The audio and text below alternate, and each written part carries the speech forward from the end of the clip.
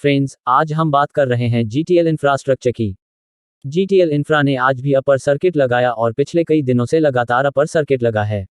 यहाँ पे आपको देखने को मिलेगा कि जीटी इंफ्रा तेजी से आगे बढ़ रहा है। इसके पीछे बहुत सारी वजह, बहुत बड़ी अपडेट निकल रहे, उसको डिस्कस करेंगे। एक नहीं दो तीन बड़ी अपडेट है, एक करके सबको डिस्कस करेंगे और जानने की कोशिश करेंगे क्या जीटी इंफ्रा ऐसे ही अपर सर्किट में बहुत ऊपर तक जा सकता है। वह बहुत सारे लोगों को चिंता थी, वो खत्म हो गई है और बाजार में आज बड़ी गिरावट भी हुई है और इस गिरावट के पीछे वजह थी प्रॉफिट बुकिंग। पिछले कई दिनों से लगातार जो तेजी बनी थी तो प्रॉफिट बुकिंग तो लाजमी है। आज लगभग 550 पॉइंट की गिरावट बीएसई सेंसेक्स में, लेकिन उसके बावजूद भी आज हमें स्मॉल कैप और पेनी स्टॉक में गिरावट देखने को मिली। यहाँ पे लोगों की बहुत अच्छी खरीदारी हुई है, बहुत भारी वॉल्यूम में कामकाज हो रहा है। यहाँ पे अब फाइनली खरीदारी शुरू कर दी है। ये सारे स्टॉक दौड़ने वाले तो फ्रेंड सारी संभावनाओं को तलाशेंगे इस वीडियो के माध्यम से और जानने की कोशिश करेंगे कि आपको ऑर्डर फ्लो के बाद और तेजी बनेगी। वैसे तो फिलहाल 5% का अपर सर्किट, इस वजह से प्राइस आपको ज़्यादा बढ़ती हुई दिखाई नहीं देगी, लेकिन 5% का अपर सर्किट में ही स्टॉक बहुत तेजी से आगे तक जा सकते। तो सारी संभावनाओं को तलाशेंगे इस वीडियो के माध्यम से। लेकिन फ्रेंड्स, से पहले अगर आप पहली बार हमारे चैनल पे तो चैनल को सब्सक्राइब कर दीजिए, एक बिल्ली को दबा दीजिए ताकि जब भी आप बने पहला नोटिफिकेशन आपको मिले। वीडियो पसंद आए तो लाइव शुरू कीजिए। चलो फ्राइडे स्टार्ट करते। मैं हूं आपका दोस्त एसपी दुबे और हमारे अपने चैनल ऑनलाइन कमाई में आपका बहुत बहुत स्वागत है। फ्रेंड्स, जीटीएल इंफ्रा की बात करें तो अपर सर्किट में ही शुरुआत हुई, लेकिन लो भी गया। 1.5 का काफ़ी अच्छा वॉल्यूम हुआ, लेकिन अंत में फिर से 1.0 का प्राइस के ऊपर इसका अपर सर्किट लगा। अगर हम इसकी परफॉर्मेंस देखें तो पिछले 6 महीने के हिसाब से इसकी प्राइस 1.70 की ही थी, जो आज की प्राइस यानी 7 अक्टूबर 2021 को उस प्राइस पे आ चुका है। स्टॉक अब ये जो दौड़ के चला गया था तो ये 6 जनवरी 2022 को 2.4 जी पे चला गया था। फिर वापस बाजार में गिरावट शुरू हुई, काफ़ी नीचे स्टॉक 1.4 जी कल तक आ चुका था। अब फिर से दौड़ना शुरू किया। इस बार ये नहीं बना सकता है क्योंकि बाजार में काफ़ी अच्छी खरीदारी शुरू हो चुकी है। बीएसई की अगर हम बात करें तो यहाँ पे आपको देखने को मिलेगा 7,25,49,000 का वॉल्यूम हुआ, सामने 3,30,33,000 की डिलीवरी होगी। डिलीवरी का परसेंटेज 45.6%। बात अगर एनएसई करें तो 6,03,44,000 का वॉल्यूम, सामने 347,56,000 की डिलीवरी होगी। डिलीवरी का परसेंटेज 56.94%। तो दोनों एक चीज़ में बहुत ही भारी क्वांटिटी में कामकाज हो रहा है और लगातार अच्छे वॉल्यूम के साथ हो रहे कामकाज। पिछले 1 महीने पहले इसका 11 रुपये का ऑर्डर था, 1 वीक पहले 14 रुपये का। ये मतलब कल तो जबरदस्त 23 के बीच का विवाद आज 13 को पिकअप हुआ। ये जो वॉल्यूम बढ़ाएं, इसके पीछे सबसे बड़ी वजह यह है कि बड़े फंड हाउस ने काफ़ी अच्छी खरीदारी शुरू कर दिया और क्यों न हो कंपनी अपने रेवेन्यू में बढ़ोतरी करनी शुरू कर चुकी है, अपने लॉस को कम करने की कोशिश कर रही है। आने वाले समय में ये कंपनी सर्वाइव कर जाएगी क्योंकि अब 5G टेक्नोलॉजी आने वाली है और इनके कारोबार में वृद्धि होगी। और साथ में जो पॉजिटिव बातें हैं जो निकल के उसको एक बार अपडेट वो हम डिस्कस करेंगे। लेकिन अगर हम देखें तो बाजार क्लोज होने के बाद भी यहाँ पर करीब 1,39,00,000 बाहर खड़े इसको खरीदने के लिए। इसका मतलब लोगों का रुझान स्टॉक की तरफ बना हुआ है। 0.65 पैसे। 52 वीक का लोअर 4,50,552 वीक आए। फिलहाल स्टॉक 1.70 के आसपास है। यहाँ पे बहुत सारे लोगों के कुछ निकल के आते कि टेलीकॉम सेक्टर में बहुत ज़्यादा कंपटीशन नहीं है और इस वजह से मनमानी करते टेलीकॉम सेक्टर।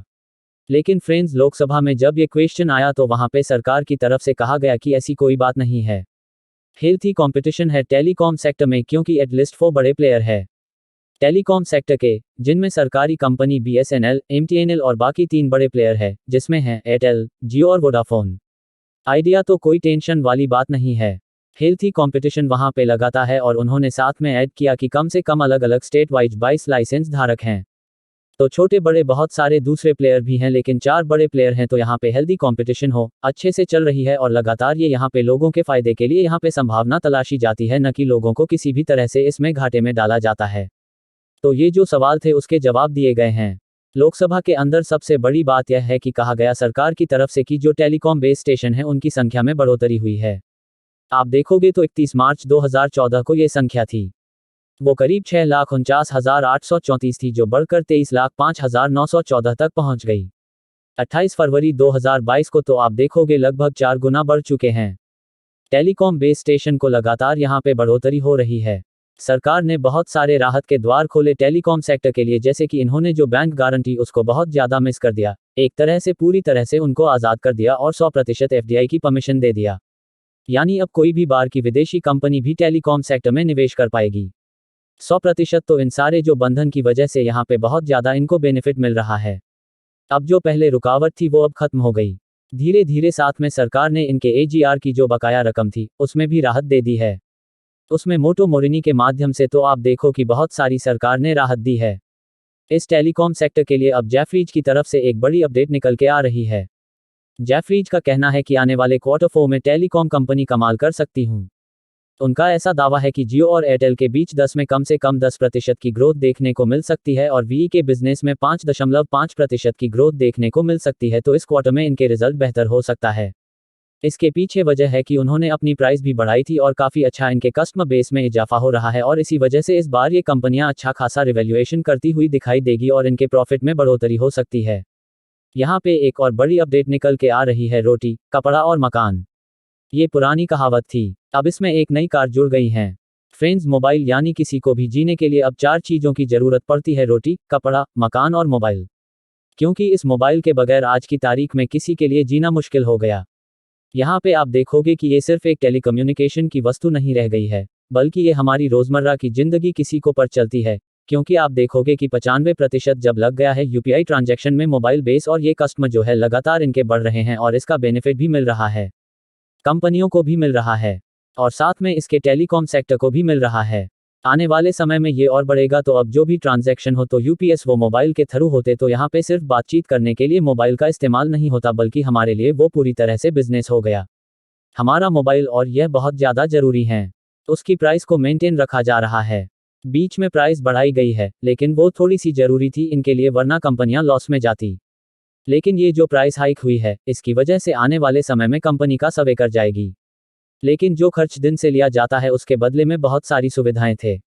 डाटा का इस्तेमाल बहुत ज़्यादा होने लगा है।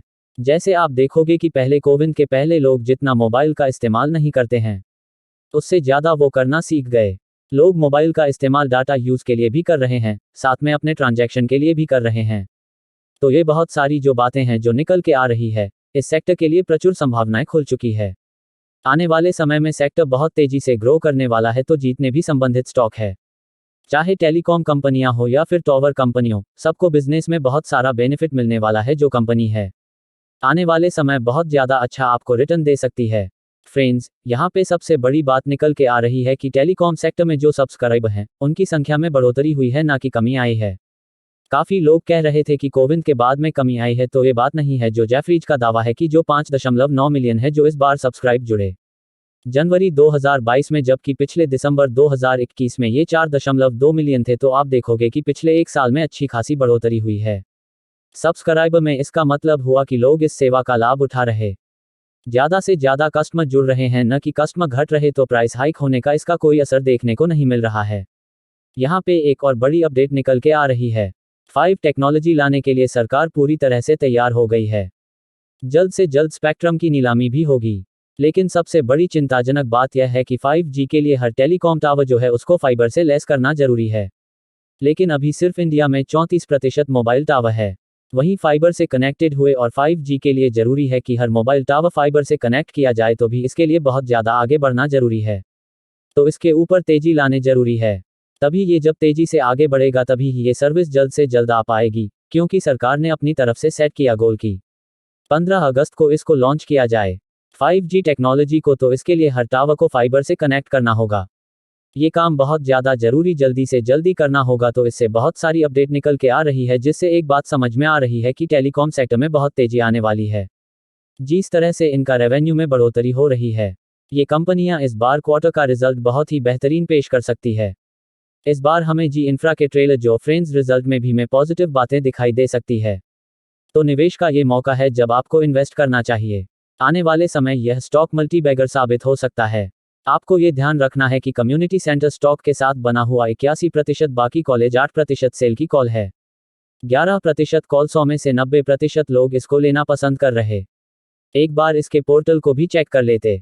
यहाँ से स्टॉक स्लिप होता है तो 1.6 ऊपर फर्स्ट स्पोर्ट, सेकंड स्पोर्ट का 1.5 का निकल गया और स्टॉक नीचे गया तो फिर 1.57 तक जा सकता है। ऊपर की तरफ से जो इसके रजिस्ट्रेशन निकल गया है 1.6 का फर्स्ट, उसको ब्रेक करते ही 16 तक जा सकता है। तीसरा 1.12 का रीसेंट से फ्रेंड्स यहाँ पे सबसे बड़ी बात निकल के आई, आपको ध्यान रखना है कि इसकी प्रायोरिटी 1.70 पे आ चुके हैं तो 2 जिसने ब्रेक कर दी है। इसका मतलब जो स्टॉक आ चुका है बहुत जल्दी तेजी से आगे बढ़ते हुए 2 रुपये को पार कर जाएगा और आपके निवेश को कई गुना बढ़ा देगा। तो यहाँ पे आप ध्यान रखें, रिस्की स्टॉक तो बहुत छोटा सा पेनी स्टॉक है, निवेश आपका यहाँ पे डूब भी सकता है। तो मैंने आपको लगातार बोला है लिमिटेड मात्रा में ही निवेश करें, स्टॉप लॉस लगा के चलना चाहिए क्योंकि कभी भी बाजार में गिरावट की संभावना बनती है तो आप स्टॉप लॉस जरूर लगाएं और फिर आगे उस स्टॉक को बढ़ाते जाएं। तो जब भी आप जिस प्राइस फिलहाल स्टॉक ट्रेड कर रहा है उसे 10% नीचे तो आपको स्टॉप लॉस लगाना ही, रकम आप बचाने का यही तरीका है कि आप स्टॉप लॉस लगाएं, काम करें, लॉन्ग टर्म वाले बने रहे। मुझे लगता है आने वाले 5 साल में ये 100 को टच करेगा क्योंकि जिस तरह से रिवॉल्यूशन आगे आ चुका है इससे टेलीकॉम सेक्टर में आने वाले समय में यह कंपनी कमाल करेगी क्योंकि बहुत सारे मर्ज होंगे और बहुत सारी कंपनियां इस क्षेत्र में आने वाले, जिससे अमेरिका की कंपनी ने कमर कस ली है और टावर बिजनेस में निवेश करने के लिए उसे एक बात समझ में आ रही है कि टावर सेक्टर में भी बहुत तेजी आने वाली है, तो निवेश बनाए रखें। लेकिन फ्रेंड, कोई भी इन्वेस्टमेंट करने से पहले अपने फाइनेंशियल एडवाइजर्स एक बार मिले, ये अपना खुद का रिसर्च करे क्योंकि मैंने वीडियो आपके एजुकेशन पर्पस के लिए ही बनाया। Thank you.